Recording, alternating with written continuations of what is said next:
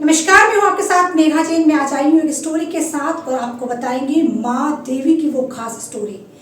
या देवी सर्वभूतेषु शक्ति रूपेण संस्थिता, नमस्तस्यै नमस्तस्यै नमस्तस्यै नमो नमः। नमस्कार, आप सभी का स्वागत है। आज शारदीय नवरात्र का 7वां दिन यानी महासप्तमी की शुभ तिथि पर हम जानेंगे कि माँ दुर्गा के एक महत्वपूर्ण और दिव्य स्वरूप की पौराणिक कथा सप्तमी तिथि का दिन। माँ दुर्गा के कालरात्रि रूप की पूजा अर्चना को यह समर्पित है। कालरात्रि यानी वह देवी जो काल अर्थात समय और अंधकार का नाश करती है।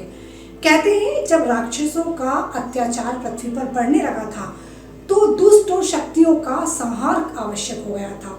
तब समस्त त्रिदेव सहित समस्त देवताओं ने माँ शक्ति स्वरूपा देवी का आह्वान किया था, जिससे देवी पार्वती ने अपने इस भयानक रूप को धारण किया। माँ कालरात्रि के शरीर का वर्ण गहरा काला है। उनके गले में मुंडू की माला सुशोभित है। उनके 3 नेत्र यानी सूर्य, चंद्रमा और अग्नि के समान तेजस्वी है। उनके एक हाथ में तलवार और दूसरे हाथ में त्रिशूल है। इससे उन्हें असुरों का संहार किया था। उनके इस विकराल रूप से दुष्ट शक्तियां थर थर कांपने लगती हैं, लेकिन भक्तों के लिए वे असीम कृपा और सुरक्षा प्रदान करने वाली है। आशा है कि माँ कात्यायनी की ये दिव्य कथा आप सभी को भी प्रेरणा और शक्ति प्रदान करेगी। और अब इसी के साथ हमारे साथ फोन लाइन पर अधिक से अधिक चर्चा से जुड़ने के लिए कल्याणी महाजन जुड़ चुकी है। आइए सीधे उनसे बात करते हैं और जानते हैं। चूंकि बंगालियों में इसका बड़ा महत्व होता है और कल्याणी जी बंगाल से आती है, इसलिए भी हम उनसे सीधे फोन लाइन पर बात करेंगे। नमस्कार Kalyani ji, social viral news में आपका बहुत बहुत स्वागत है। और नमस्कार मेघा जी, आपको नवरात्रि की आपके चैनल के माध्यम से सभी दर्शकों को बहुत बहुत शुभकामनाएं। सबसे पहले आपको भी नवरात्रि के इस पावन पर्व की हार्दिक शुभकामनाएं। और इसी के साथ चूंकि आप बंगाल से आती हैं और बंगाल में तो नवरात्रि का बड़ा महत्व माना जाता है, इसलिए मेरे पहले सवाल की शुरुआत यहीं से कि कल चूंकि माँ कात्यायनी का दिन है, यानी कि कालका माँ का दिन है, और कहा जाता है कि वो असुरों का नाश करती हैं, असुरों का उन्होंने वध किया है। और पौराणिक कथा के अनुसार ये कहा जाता है कि पुरुष ताकतवर है, पूर्ण है, तो असुरों से युद्ध करने के लिए स्त्री स्वरूप देवी का आह्वान क्यों किया जाता है? जी मेघा जी, आपका बहुत ही सुंदर प्रश्न किया है आपने। आज के तारतम्य में ये काफी ताल्लुक रखता है आज के वातावरण से। दरअसल ऐसा है मेघा जी कि हमारे जो भी सनातन संस्कृति की जो भी पुरातन परंपराएं कहें या फिर गाथाएं कहें, चाहे वो देवी को लेकर हो या फिर त्रिदेवों को लेकर हो, सभी हमारे मानवीय व्यवहार से जुड़ी हुई हैं। जैसा कि आपने मुझसे अभी पूछा कि जब त्रिदेव और देवताओं के पास शक्तियां होने के बाद भी उन्होंने माँ शक्ति का क्यों आह्वान किया, राइट? तो मैं इसका यही उत्तर देना चाहूंगी कि दरअसल हमारे जो पुराण और हमारी जो सनातन संस्कृति है, उसने आरंभ से ही ये बताया है, ये हमारे समाज को बार बार इन कथाओं के माध्यम से जताया है कि पुरुष और स्त्री जो हैं वो अलग हैं ही नहीं, वो पूरक हैं, एक दूसरे के पूरक भी हैं और प्रेरक भी हैं। दरअसल देवताओं का माता का आह्वान करने का उद्देश्य जो इन गाथाओं के जरिए बताया गया है, वो इसीलिए बताया गया है कि प्रकृति का जो संतुलन है, अगर स्त्री नहीं तो मैनेजमेंट नहीं, प्रबंधन नहीं, और जब प्रबंधन नहीं होगा तो संतुलन नहीं होगा मेघा जी, और संतुलन नहीं होगा तो फिर हर चीज अनसिस्टमैटिक हो जाएगी, अराजकता फैल जाएगी चारों ओर। तो स्त्री का जो होना है, स्त्री का जो अस्तित्व है, उसको उसकी महत्ता को दर्शाने के लिए बार बार हमारी पौराणिक कथाओं में, हमारे शास्त्रों में हर जगह ये वर्णन आता है कि स्त्री देवी स्वरूपा है। बहुत अच्छी बात आपने कही, लेकिन अब इसी से जुड़ता हुआ मेरा एक सवाल और कि ऐसा कहा जाता है कि जब नवरात्रि के दिन शुरू होते हैं तब कई तरीके के टोने टोटके की शुरुआत की जाती है, कई तरीके के टोने टोटके किए जाते हैं, और कहा जाता है कि यहाँ पर खास करके 9 दिनों में लोग देवी की पूजा करते हैं, और वहाँ पर कहा जाता है कि शक्तियाँ, जब देवी की शक्तियाँ लगातार प्रकट होती है या जब वो तीव्र रूप में होती है, तो इस तरह की चीजों को आप कितना मानती है? क्या ये वाकई सिर्फ एक भ्रमित होने का कारण है या ये सच है? देखिए मेघा जी, अगर हम आज के आदर की बात करें तो इस बात को काफी कम लोग मानते हैं, या कई लोग मानते हैं भी नहीं भी। और जिसे कहते हैं ना, आज के समय में अगर मेघा जी हम धर्म को लेकर अगर बात करें तो भटकाव और भ्रम की स्थिति ज्यादा है। जानकारी और जिसे कहते हैं धार्मिक ज्ञान या आध्यात्मिक ज्ञान की जगह भटकाव की स्थिति बहुत ज्यादा है, भ्रम और भटकाव की। लेकिन हाँ, मैं आपके इस प्रश्न के उत्तर में इस बात को बिल्कुल भी इग्नोर नहीं कर सकती हूँ कि हमारे शास्त्रों में जहाँ पर मंत्र विधान है, वहीं बिल्कुल प्रामाणिक तौर पर तंत्र विधान भी है।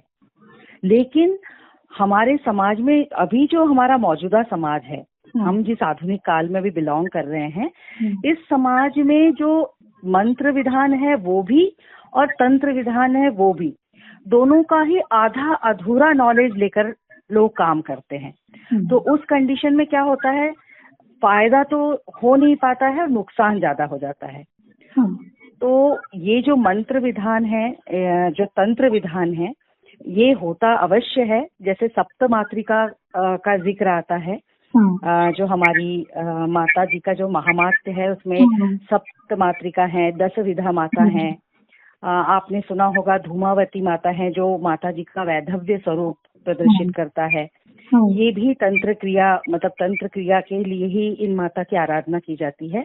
लेकिन मेरा ये कहना है कि हमारे समाज में जहाँ मंत्र है, जहाँ अच्छाई है, वहाँ बुराई भी है। लेकिन हाँ, ये है कि हमारे जब ये जो तंत्र विद्या है, इसका प्रयोग जो है वो आज के समय में अगर कोई करता भी है तो सबसे पहले तो आधे अधूरे ज्ञान के साथ करता है, और दूसरा जब भी करता है तो किसी के अहित के लिए करता है।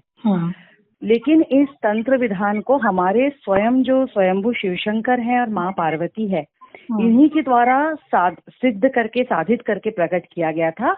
लेकिन जन कल्याण हेतु इसका उपयोग, इसका दुरुपयोग करने के लिए या किसी का अहित करने के लिए बिल्कुल भी इन साधनों का जो प्रादुर्भाव है वो नहीं हुआ था। पर आज दुर्भाग्य की बात है कि लोग आधे अधूरे नॉलेज के साथ, आधे अधूरे ज्ञान के साथ इन चीजों का प्रयोग करते हैं। तो मैं तो यही कहूंगी कि हमें हमेशा ईश्वर के सात्विक शरणागति में रहना चाहिए। और हाँ, जो चीज की हमें जानकारी नहीं है, जिस खेल का हमें ज्ञान नहीं है, उससे हमें नहीं खेलना चाहिए मेघा जी।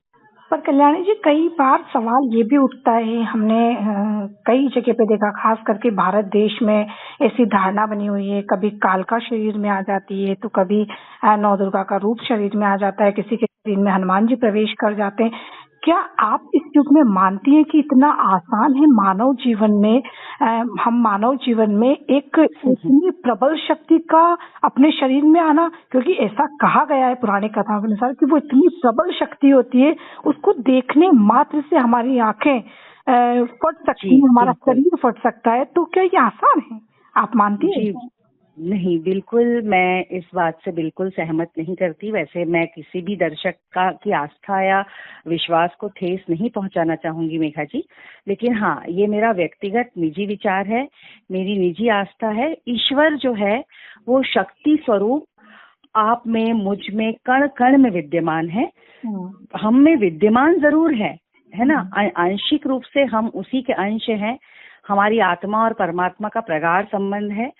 लेकिन ये जो आपने कहा कि देवी का हमारे अंदर आ जाना या किसी देवता का हमारे अंदर प्रविष्ट हो जाना, इतना सामर्थ हमारे हाड़ मांस से बने हुए, मल मूत्र से भरे हुए शरीर में ये संभव नहीं है मेघा जी। मैं तो आपके चैनल के माध्यम से जो लोग इस राह पर जो लोग चल रहे हैं, जो इन चीजों को मानते हैं, मैं तो उन्हें भी यही सलाह दूंगी कि वो भी ईश्वर की आराधना करें। अगर आपको, मान लीजिए आप किसी के अंदर कोई देवी माँ आ रही हैं, मान लीजिए कोई भवानी माता आ रही है किसी के अंदर, और आप ये इस श्रद्धा से आप जा रहे हैं, तो आप भवानी माता के मंदिर जाइए ना। आप भवानी माता के मंदिर जाइए और उनसे प्रार्थना कीजिए, न कि किसी के शरीर में भवानी माता आ रही है और आप उस मानव शरीर की आराधना करें। मानव शरीर जो है वो आराध्य हो ही नहीं सकता। वो आराधक है, वो साधन है, वो साध्य नहीं हो सकता। बहुत बढ़िया कल्याणी जी, बिल्कुल। क्योंकि ये दर्शकों को बताना बेहद जरूरी है, क्योंकि आज जिस तरीके से युवा जिस तरीके से भटक रहे हैं, अपनी राह से भटक रहे हैं, या कई बाबा नए नए निकल कर आते हैं सामने जिन्हें वाकई ज्ञान नहीं है, विषयों पर ज्ञान नहीं है, जिन्होंने किताबें नहीं पढ़ी है, जिन्होंने मूल बातें नहीं पढ़ी, जिन्हें पौराणिक का ज्ञान नहीं है, वो कहते हैं कि आज हम आपके लिए ये कर देंगे, हम आपके लिए वो कर देंगे, और ये एक परंपरा बनती चली जा रही है। इसमें युवा भ्रमित हो रहा है, इसलिए ये सवाल बेहद जरूरी था। पर आपने जितने भी सवालों के जवाब दिए, वाकई मुझे लगता है दर्शकों को काफी पसंद आएंगे, और हम अगले 3 दिनों तक आपके साथ बने रहेंगे और इसी तरह आपसे सवाल करते रहेंगे। तो फिलहाल के लिए इतना ही। कल्याणी जी, आपका बहुत बहुत धन्यवाद। आपका भी बहुत बहुत धन्यवाद मेघा जी।